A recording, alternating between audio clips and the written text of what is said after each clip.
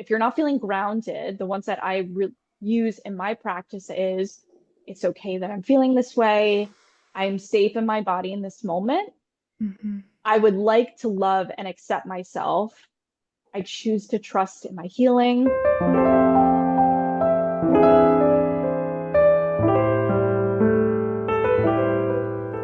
Welcome to Sensitive Stories.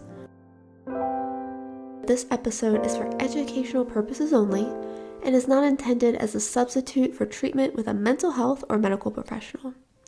Let's dive in. Hey Kate, can you tell me a little bit more about how and when you discovered that you're highly sensitive? Yeah.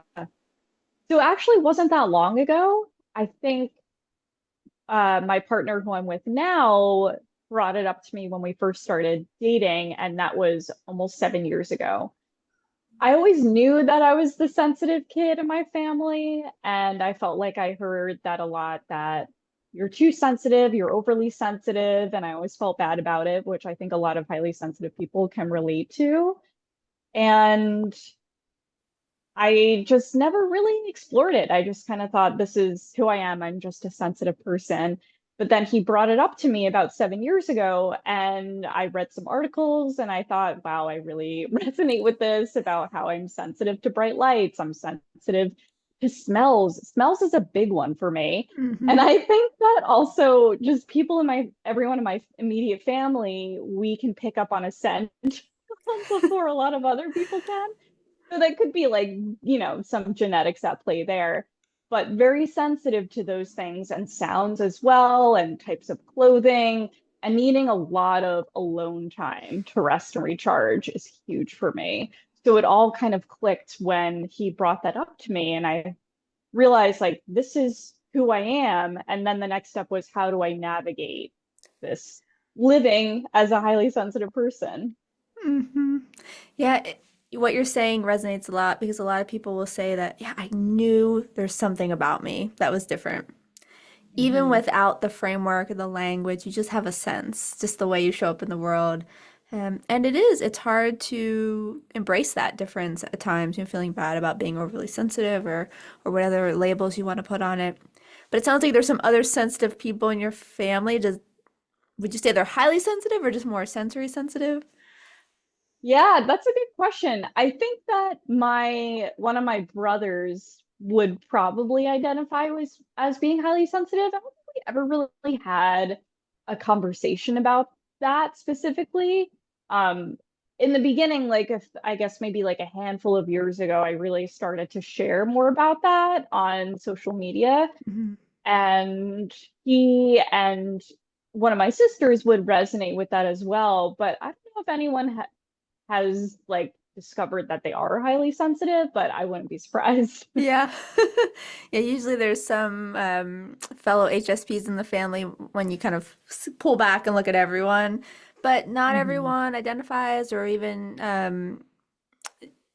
accepts that they have the trait. So it's a complicated conversation to have with folks. Oh yeah. Um, so 7 years ago, you discover that you're highly sensitive in the ways most of us do, someone sharing it with you, your partner, which is pretty special. Um, and then what happens once you realize that? Does it kind of open things up for you? Does it lead you to some acceptance? I'm just curious what happens next. It definitely led me to more acceptance and the validation of just resonating with most of the qualities of a highly sensitive person. But it had me also dive into, okay, what do I really need to restore my energy? Because I also identify with as being an empath, which I think a lot of highly sensitive people would agree with, that of just absorbing so much energy in the outside world, or just, in my immediate environment. And I recognize that as like, it's really important for me to establish some more solid routines. Hmm. And I think that's so important for all the highly sensitive people that I know to have routines in the morning and the evening.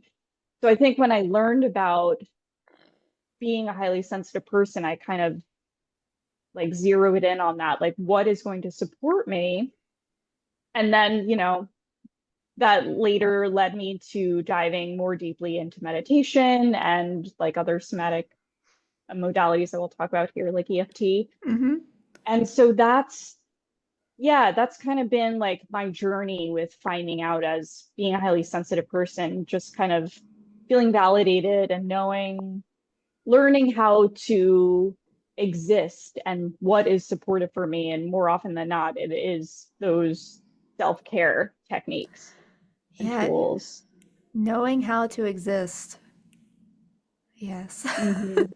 That is true. That hits me deep. It's true. We have to figure that out. How do I live as a highly sensitive person, as an empath, being so spongy and impacted by everything around us? Um, and I also resonate with that, needing routines and structure. It sounds like that was a strong foundation for you Hmm. when you realized, oh, this is who I am, and I need Hmm. that. Um, and you mentioned also self-care. Yeah, can we dive into more of what self-care looks like for you? Yeah. Yeah. So it's interesting because I guess 7 years ago when I found out I was highly sensitive, I had some routines in place. They weren't that solid. They became more structured, but I think there's like a fine line with having like rigidity in your schedule and not being able to deviate from Right. that schedule. Mm-hmm. And I've learned, over the past 4 years or so to accept that there are going to be ebbs and flows and changes that could be out of my control sometimes. So the routines are important to me in the morning and the evening. And, it's again, like it used to be so structured, and I used to be very obsessed about having it be a certain way and so much time. And I'm more fluid with it now. At the same time, there are things that I know if I don't do, it's going to impact the rest of my day. Like if I don't do tapping, if I don't do some breath work, if I don't have time in the morning to myself, that's going to impact how I show up in my work and in my relationships. So I would say that's probably the biggest piece. And then I would say over the past 2 years or so, I've started to focus more on like my evening routine. Still something that I need to work on as, being highly sensitive, it's hard to kind of like shut off your mind at night. I mean, I think a lot of Mm-hmm. people struggle with this, whether or not they're highly sensitive. But that's something else I'm kind of tuning into more and refining so that I can feel more restored when I wake up and, start my day again. And then the other piece is building those like self-care moments throughout the day. Mm-hmm. And I would say also in the past 2 years, I realized that the morning and the evening, it's great, but sometimes it's not enough, especially when you're having a stressful day or a stressful moment. So to me, that looks like if I'm working at the office, can I just go to the bathroom and do some tapping and breathing to Yeah. self-regulate if I've had that challenging moment? And just using those tools that I have to help me feel more grounded and less stuck in my head, which I think is Mm-hmm. an issue for a lot of highly sensitive people, is that they feel so stuck in these thought patterns and cycles. And even if it's not specific language of, I'm not good enough, I'm not worthy, maybe it's just kind of just a feeling of you know, feeling yourself contracting, feeling tension or tightness in your Mm-hmm. body. It's like underneath all of those like physical feelings are these feelings and beliefs that are keeping us stuck, right? Yeah. So it's really important for me to have those routines in the morning, evening, and then once, I've mastered them over the past few years, I realize like I don't have to just limit myself to doing them in the Mm-hmm. morning and evening. I can do them in those moments when I'm feeling dysregulated. Yeah, it's so important because we want those kind of pillars, start, end of the day. But yeah, there's so much that happens in between, especially if Hmm. you're a very spongy person, sensitive person. We need those, those moments to drop in.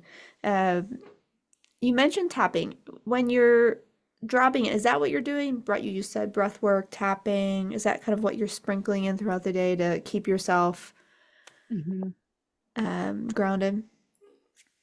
Yeah, I would say, depends on right where I am and what can I Mm-hmm. do. And, if I'm at my desk and there are people around me, then I'm probably not going to do some tapping, although I did share tapping with them with my coworkers, and they were into it. I love it. Um, yeah, but I would say the easiest thing for me is doing a little bit of breath work. And if I'm in a public space, I can just take those belly breaths, right? Just like Mm-hmm. taking those slow, deep breaths into my belly and out the mouth.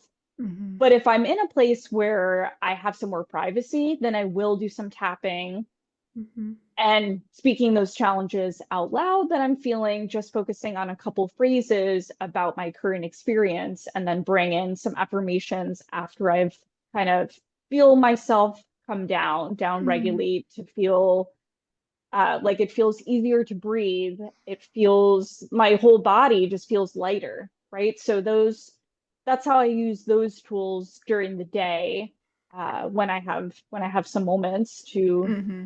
to kind of drop in. Yeah, and I appreciate you're modifying what you're using based on what's comfortable or what's available or Mhm. who's around. We really need to Right. be able to modify based on the environment. Um, I do want to talk more about tapping because obviously that's something you use a lot in your practice with your clients, with yourself. Can you explain what it is for folks who've never heard of EFT or tapping? Yeah. So EFT stands for Emotional Freedom Technique, more commonly just known as tapping. And so this tool was developed by some psychologists that took kind of the essence of traditional Chinese medicine from acupuncture, the meridian system, taking that and they combined it with psychology, talk therapy, specifically speaking your challenges out loud while tapping on meridian points. So the meridian system that comes from traditional Chinese medicine comes from acupuncture. The meridians are areas in the body where energy flows, Mm, and they're located throughout the body. There's like meridian lines located, from our head all the way down to our feet. And we tap on specific points on these meridian points that helps to deactivate the amygdala. So this is mm, where the psychology piece comes in, and you probably know more about this than I do, but what I know about it is that mhm, tapping on these specific points deactivates the amygdala. So the amygdala is that emotional processing center in the mm, brain that's more associated with fear, right? So then we can tap and just focus on our breath, and that amygdala will get deactivated and help us to enter more of the parasympathetic nervous system, that rest, restore, heal space. So mm, that's one piece of it. And it's actually a relatively new modality.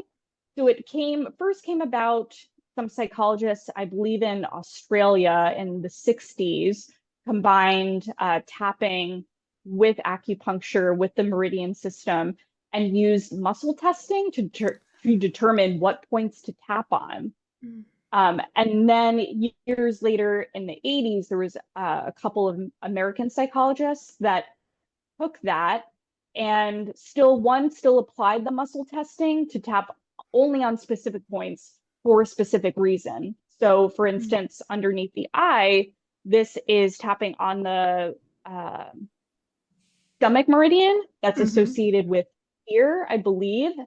And so he actually used tapping on a client that he wasn't getting anywhere with this patient of mhm, his. And she had this phobia of water.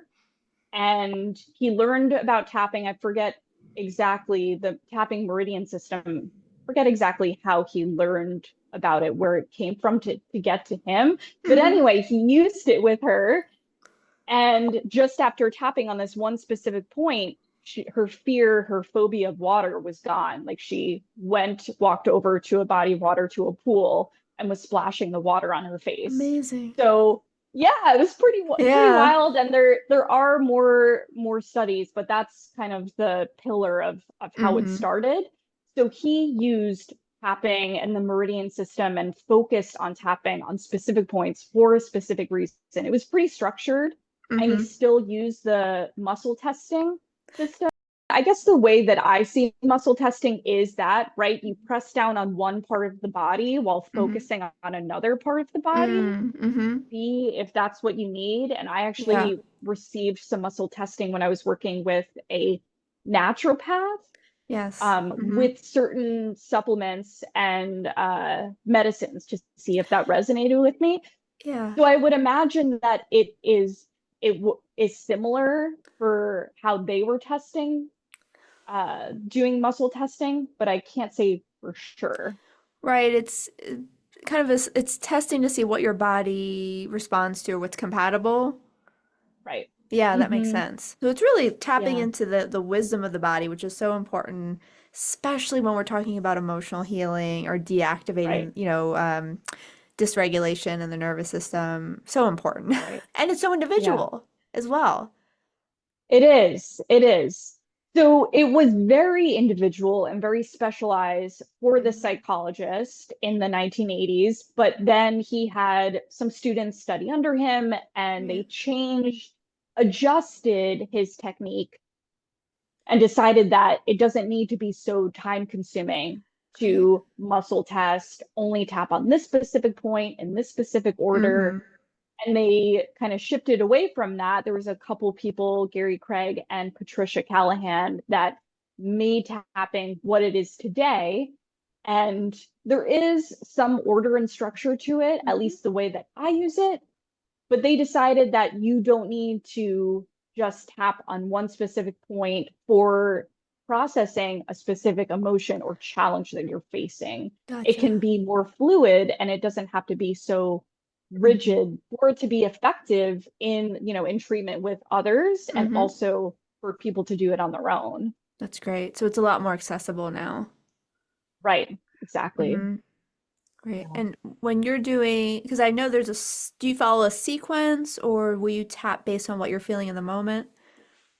Yeah, so there is a sequence. I might actually just show it to you so it makes sense and we could do it together. Yeah, this is great. It's helpful. Yeah, it's helpful for me too. So I always start tapping here. And So so on here, the this is the palm. status statement. Mm-hmm. Yeah, so we're tapping. I use my left hand to tap on my right hand, and we're tapping right underneath the pinky. We're making like a C with one hand and tapping on the flesh of our skin underneath the pinky. Hopefully that makes sense. Mm-hmm. And here we state a challenge and then an affirmation, right? So it's even though I'm feeling anxious, I would like to love and accept myself anyway. And we do that 3 times, and it can be three of the same statements or three different statements. I Mm-hmm. always recommend people that are starting tapping on their own to keep it very simple Sure. because you can get creative and you can have fun with it, but if you're just learning, I always say just keep it simple, Mm-hmm. right? So we start there and then we go to the top of the head. And here I tap with 2 hands, but you can tap with one. And the pressure is just as much as you would tap someone like a loved one on the shoulder. Mm-hmm. And I use the first 2 to 3 fingers while tapping. And then I go to the inner part of the eyebrow. And this is the pace. It's just like, I don't know, 10, 10 taps Mm-hmm. in 10 seconds, something like Mm-hmm. that. Then we go to the inner, excuse me, the temple. Temple. And the amount, I get people asking, like, do I have to tap 10 times or like 5 times at each point? It doesn't really matter. You just say one statement while tapping. Mm-hmm. And then you go to under the eye. And when we're tapping, we're just focusing on that challenge that we're facing when we tap through these meridian points. We're not adding in any affirmations just yet. Mm-hmm. Go to under the nose. Here I switch to one hand. Tap on the chin point. So that's right underneath the lip, the bottom lip. And then I go to the collarbone, right underneath the bony knobs of the collarbone here. under the arm, and that's about 3 inches below your armpit. Then I go to the wrist point. Here I'm making an X with my wrist. Hmm. And then the last point is back to the side of the hand. We're hitting our left and our right hand so that the pinkies are touching. And they also call this the butterfly point, which I think is Hmm. sweet. That's sweet. Yeah, so that is the structure and the system that I use, the Mm-hmm. flow, the process of tapping. And like I mentioned, we just focus on the challenge, that discomfort while we're Mm-hmm. tapping through the points. And I know a lot of people have resistance to that because it can feel uncomfortable, especially if you're tapping on something that you haven't really vocalized yet. It can feel uncomfortable. So that's why, I give people a few options to start. You can either tap and just focus on your breath. You don't have to Mm-hmm. use any words. Or, and then you can tap and focus on where you feel discomfort in your body. Mm-hmm. And I think this is really important for highly sensitive people to get in touch with those sensations first, because that's what I see as our trauma, right? It's not Mm-hmm. that experience that happened, it's how we reacted to it or how Right. we responded to it. And so that's how emotions get stuck in the body. Mm-hmm. And so we can tap and notice, like, okay, I feel tension in my chest. It feels warm. It feels like heavy weight laying on my chest. And we can get specific about how that anxiety or that grief is manifesting in the body. Mm-hmm. And then after we tap through the points 3 or 4 times, we can take a breath and notice what's shifted. How am I feeling in my body now? Am I ready to vocalize the feelings behind this physical sensation that I'm experiencing? Mm-hmm. So we're acknowledging the experience verbally, or at least tapping into how it's manifesting in the body, going through our Mhm. points, and then afterwards checking to see if anything's different, and then adding an affirmation. I'm curious, what could that affirmation sound like? What's an Yeah. example of that? So there, I, so if we back up to think about how tapping got started, the Mm-hmm. traditional like recipe always ended with, at the starting point here, the setup statement, I love and accept myself. I Yeah. deeply and completely love and accept myself. And that is the goal, right? That is what the goal is of tapping. That's what I see as the goal. However, that can be hard to take in and feel like, do I really believe that? And that's what Right. it's about, tapping. It's about being real, being authentic with how we're feeling in the moment. And so I like to work with people to come up with affirmations that really resonate, that Mm-hmm. really land with them. And it can take time to, find affirmations that really work for you. But the ones that I really like, especially for if you're not feeling grounded, the ones that use in my practice is, it's okay that I'm feeling this way. I'm safe in my body in this moment. Mm-hmm. I would like to love and accept myself. I choose to trust in my healing. Those are just some of my go-tos. So they can Yeah. be pretty simple, and really validating at first, especially because I think for myself, my clients, highly sensitive people, we feel a lot of the time that it's not okay to feel this Yeah. way. And it's so important for them to recognize that it is okay to feel this way. It is okay to show up as you are. And that's what we're doing with tapping. We're showing up as we are. And if we can work to release that resistance to not sitting with our feelings and release that judgment of our Mm-hmm. experience, that's when the healing can take place and that's when it can happen. It's really beautiful. It seems like there's a lot of acceptance in the whole process, meeting yourself where you're at, modifying the practice to fit where you're at that in that moment. Mhm. And I appreciate being able to kind of change the language or not use any language, it sounds like, if you're not ready for that. That's really Mhm. beautiful because I think we do need that. We're all at different stages of being comfortable in our own bodies, being comfortable with our big emotions, or even being ready to look at trauma.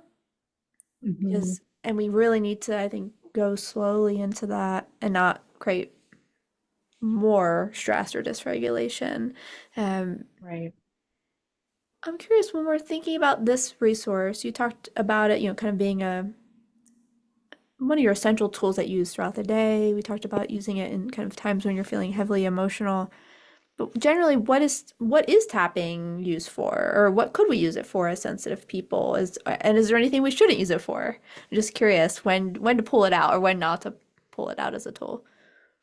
Yeah, that's a great question. So I get that question a lot is when should I use tapping? How long should I tap for? What can I Mm-hmm. use it for?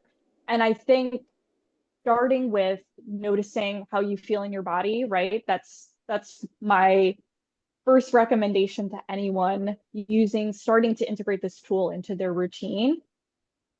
So it's saying, putting aside some time in your routine to sit with how am I feeling, asking yourself, how am I feeling right now? How am I feeling in my body? What's the emotion behind that? And oftentimes it's, if there's any kind of discomfort, it can be anxiety. So that's one of the biggest reasons that I came into tapping was to manage some anxiety that I was having. And I find that a lot of people that reach out to me, a lot of highly sensitive people struggle with that. So that managing anxiety using tapping is very effective because it allows us that space to validate Yeah. how we're feeling and helps us to really feel more grounded in and connected to our own body. Because I think again, it's like that anxiety could manifest as anxious thought patterns, not feeling enough, not feeling worthy, but we don't need to start there. It's really important to start with I'm feeling anxious about this interview, or I'm feeling Right. anxious about, you know, going to the social event. And tapping on that specifically will help highly sensitive people, will help them to feel more grounded and feel more at ease and really to show up more fully and Mm-hmm. authentically as themselves in their relationships. So I see anxiety as a big benefit, or there's a benefit to using tapping to manage anxiety. Um, and then, it's interesting. There's some emotions and some things that I don't think tapping is the best tool for. Mm-hmm. For instance, processing anger, I think, can can be challenging to do with tapping. At least, for me and my experience and my Mm-hmm. clients that I've worked with, oftentimes underneath the anger is grief, and tapping is a Yeah. great tool to manage and process grief. But the Mm-hmm. anger can really heighten our really kind of bring our energy up and cause us Yeah. to feel more dysregulated. And that's something Mm-hmm. actually I didn't really talk about yet is that if we haven't tapped on things before, if we haven't addressed them and we're feeling like, oh, I'm not feeling that anxious, but maybe I'll do some tapping, sometimes that emotional intensity can actually go up before it comes down. And Mm-hmm. when that happens, I always recommend, keep tapping until you feel calmer. And that might look like going through the tapping points 3, 4 more times, tapping on that thought about why you're feeling anxious. But again, if it's like that's not helping me, that's making me Mm-hmm. feel more anxious, then we can tap and focus on our breath or notice how we're feeling in our body.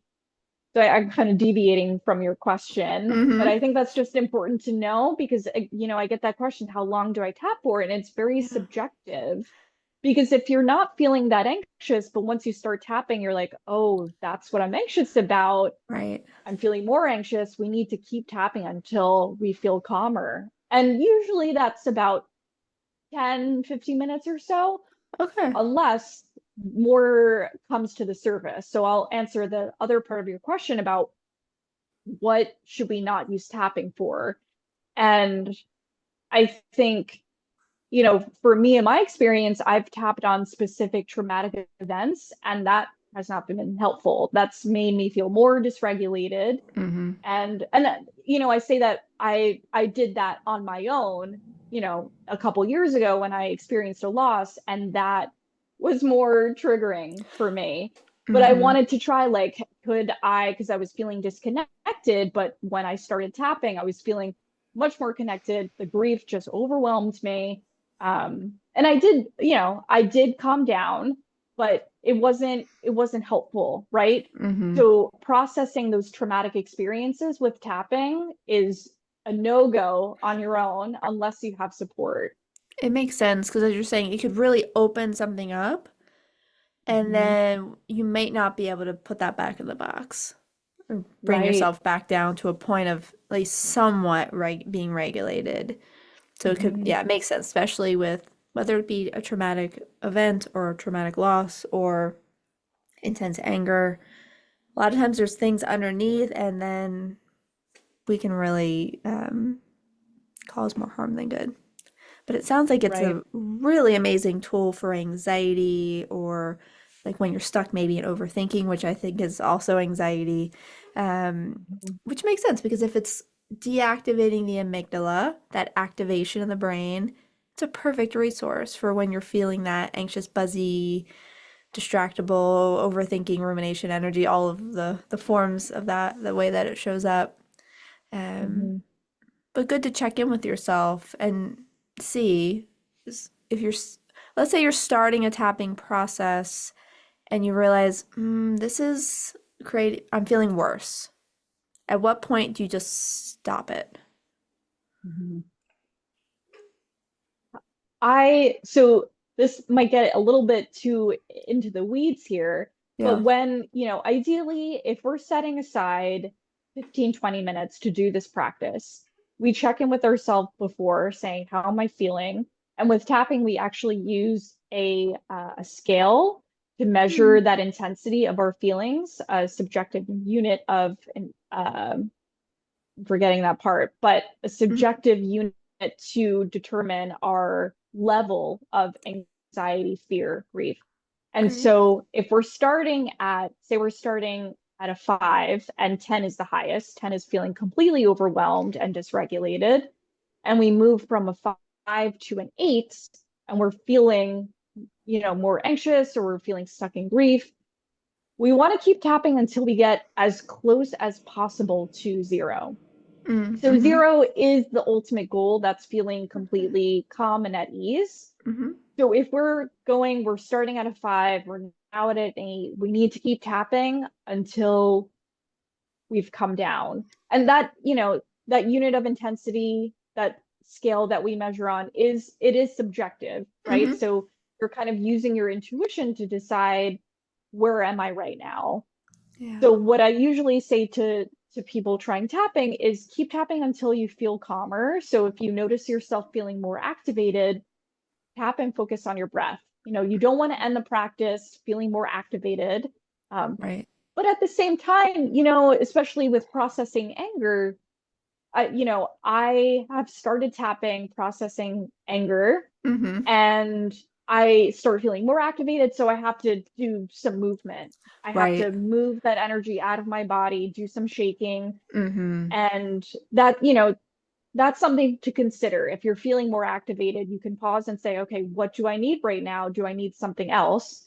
But we never want to walk away from it feeling Mm-hmm. more activated because that, like you said, that will do more harm to you and to others that you'll interact with. Sure.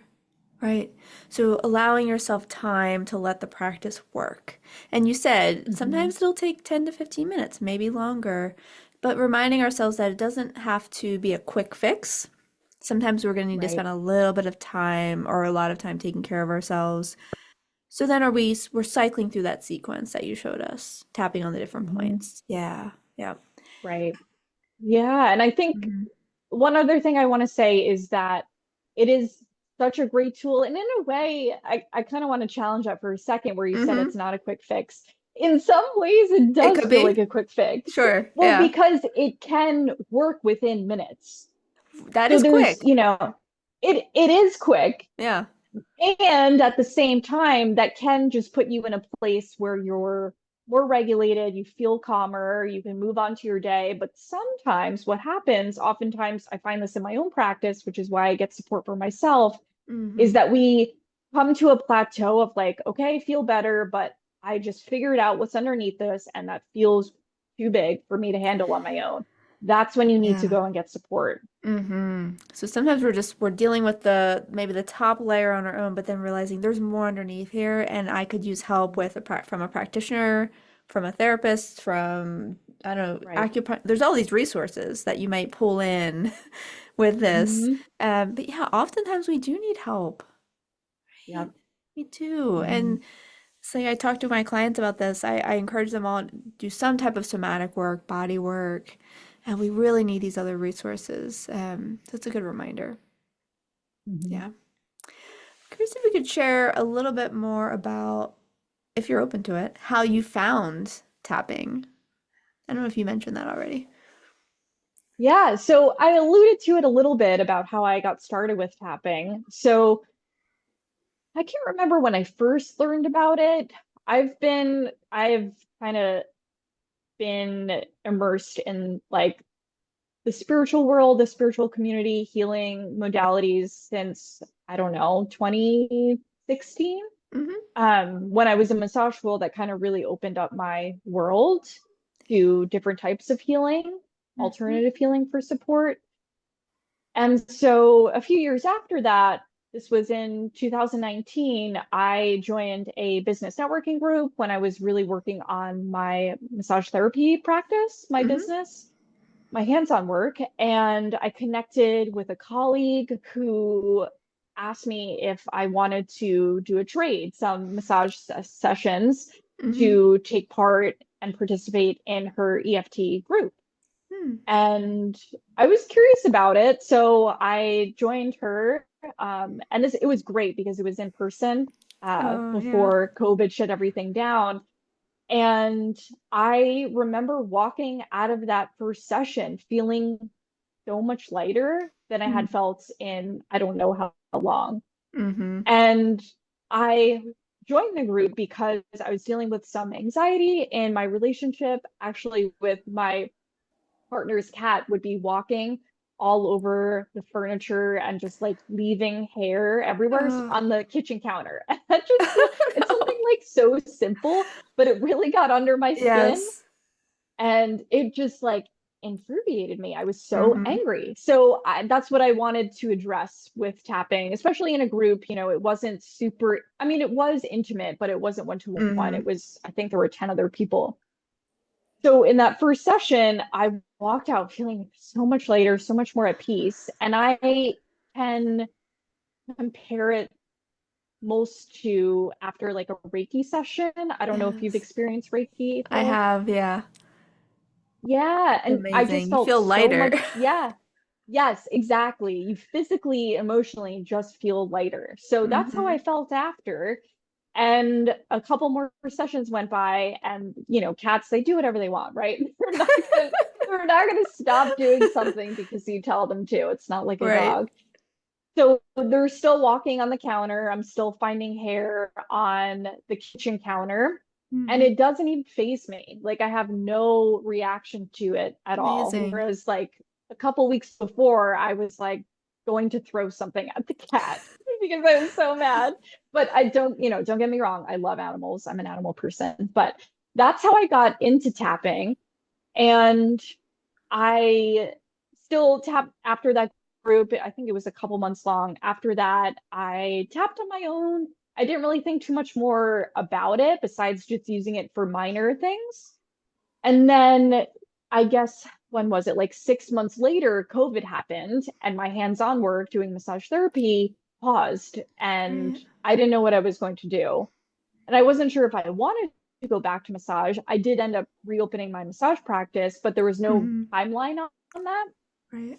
And so I came back to tapping and thought maybe this is something that I could explore. And I pursued it for a couple reasons, and one was to supplement my income because Mm-hmm. I was with tapping I can work virtually. With massage, obviously I couldn't. Sure. But then, it really doing any kind of training, especially a healing training, just opens up so much, Oh opens up so yeah. much to the surface. Like, oh, I thought I healed that. Nope. I got to go back and Yep, I revisit know that. that. Yeah. So that's kind of how I got started. And Hmm. then, yeah, I've been doing this work on my own with clients for, yeah, almost, yeah, we're coming up on 3.5 years. So, Amazing. that's how I got started, and I've, yeah, just uncovered so much, and my family has even commented on just the change in how I show up with my family, and also how I show up in my relationships. Um, and it's, yeah, I don't know what I would do without tapping. I wish that I had it, Yeah. much earlier on in life. Um, and I'm just, yeah, just so grateful for this tool and so grateful to be able to share it with people.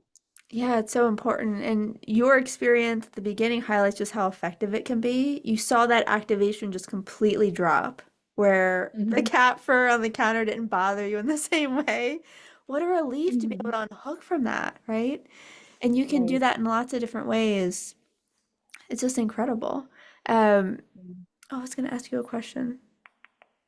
What was it? Oh, yes. You mentioned how your family, you said you were showing up differently. I'm just curious if you could share what that looked like. How were you different? Yeah. I think for me, it's when I show up with my family, I feel calmer and I feel more open to give and less kind of like reactive to things, right? Because Hmm. our families trigger us. I think it's those relationships I have found to be the hardest ones to heal. Hmm. And with sessions that I've done with an EFT practitioner have really healed and transformed my relationship, especially with my dad and my sister. And I've been really able to let go of a lot of past stuff that when I was really living in fear, and I've Hmm. been able to let go of that and be more open and talk about my feelings with them with less hesitation. Whereas in the past, I would just kind of really keep to myself. And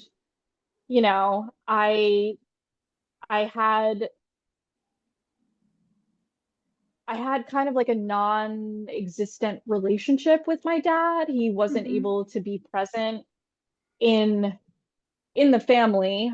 Just I come from a family where just like mental health and addiction is just really runs deep. Hmm. And he suffered with both of those things that really impacted everyone in my family. I have a big family. Um, but now when I see him and, over the past handful of years, I've been able to really process some of those things that have happened. And then when I show up in my relationship with him, with my sister and my mom, my other siblings, I'm I'm not holding it against them, even though I have thought about those things that have Sure. happened. And I Hmm. feel more forgiving and Yeah. accepting of who they are. And I Hmm. think that really translates because when we show up that way with others, I feel like that can come back to us Yes. to a certain extent. I know that everyone has different experiences and right, like family can be very triggering and some people have very hard relationships and I'm privileged to have pretty solid relationships even though I have experienced a lot of hardships. But I would say just showing up more present, showing up more as myself and less fear about how we'll Mm. be perceived is huge. Yeah. And yeah, being able to say I love you and not worrying about hearing that back or not. Like that's Hmm. not going to impact me if I don't hear those words back. Being okay with expressing my love for them, and it's okay if they don't reciprocate it in the same way. Yeah, it seems like it's given you a lot of freedom. Hmm. Just not having that charge, not being so kind of hyper focused on how others are responding. Just sounds like being just more solid in yourself. Right, right. Yeah. And the other thing that I will say though is that there are still times like I was visiting my family in early July, and there were some moments that I was getting triggered, and I made that known, and I was mad, and I expressed Yeah. that. And while it was happening, though, I wasn't judging myself. And I think that's kind of the biggest internal shift that I've noticed is that even if I still react, I'm still going to react, right? Like Yep. we're still going to get triggered. It's not like tapping has solved everything and I'm going to be, perfect around my family. Sure. Even though I still reacted and still had that moment, I didn't let it impact the rest of my day. I was able to bounce back faster. And I think Hmm. that's the biggest change that I've noticed in myself and in my relationships and how I show up with my family. And at the same time, I think that building in time to rest and recharge after is essential. And I Hmm. think we've alluded to that a little bit, that alone time is so important. And I just make sure to have that after time with my family, because Hmm. even if nothing goes wrong, I still feel a little drained. And Yeah. I'm not feeling bad about that because this is just who Yeah. I am and it's not their fault. It's not my fault.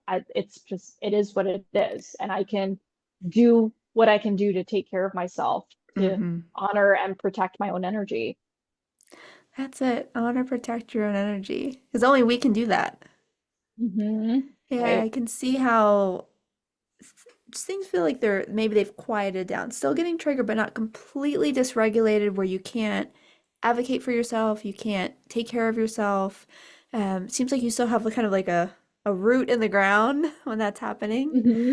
Yeah, I mean, what a gift that is, because you're still going to be a human with emotions and reactions, but not completely lose yourself in it, it sounds like, which Right. is can be Right. easy to do when we Exactly. don't have those tools to lean on.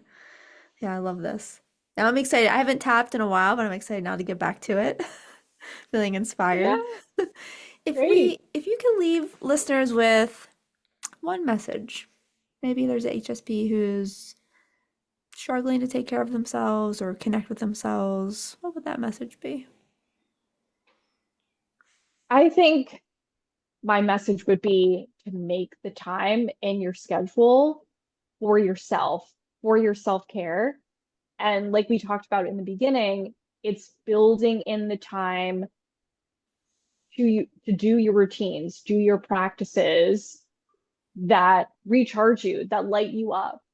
And I think that's often what is lacking for highly sensitive people is that they don't have the structure, and we really need that Yeah. structure in order to stay balanced. So I would say that's probably my biggest message is make the time, right? Because we only have 24 hours in a day. We Right. can't get more time. We need to use our time wisely. And, if that means not scrolling on your phone at night, then do that. I mean, Right. I do it too. We haven't talked much about that, but that is a big trigger uh for mental health, right? And I think it's having those boundaries with yourself, starting there and making the time to do the practices that really recharge you and help you to show up more authentically and to be fully present in your work and in your relationships. Yeah, such a good reminder to actually put yourself in your calendar Hmm. because it's easy to forget and then just put yourself at the bottom of the list. But yeah, I always try to do that, like do something for myself as soon as I wake up. It just sets a tone. I'm gonna prioritize my needs before I check Right. email or do whatever else needs to be done. Yeah, thank you so much for that, Kate. I will be sure to share your website, your Instagram, and your somatic sensitivity guide in the show notes so folks can check those out. Could you say a little bit more about what's in the guide? Yes, so the somatic sensitivity guide has a few different modalities to really, move out of feeling stuck and into feeling more free, body, mind, spirit, and feeling more calm and grounded and having that inner sense of peace. And so there is a grounding exercise, there's breath work, there's EFT, more of an expert, kind of like a big breakdown of the process of EFT. So if that's something that's a highly sensitive person is really interested in and diving into, that guide covers that in depth. Great. Um, and also there's just an explanation of how you can use these different modalities to process certain emotions, like Hmm. EFT for grief, shape movement. We talked a little bit about this, Great. using movement, using shaking to process that anger, Hmm. and then breath work for processing anxiety. So that's what's in there. Wow, it sounds like a really robust resource, and I hope folks will grab it because if you're interested in EFT, that sounds like a great way to get into using that tool. And then also, yeah, I've seen you share some of the other practices on Instagram, and they're really helpful for regulating, for coming out of overwhelm, or when you're triggered. So yeah, thank you for that resource. I'll be sure to share Yeah. that.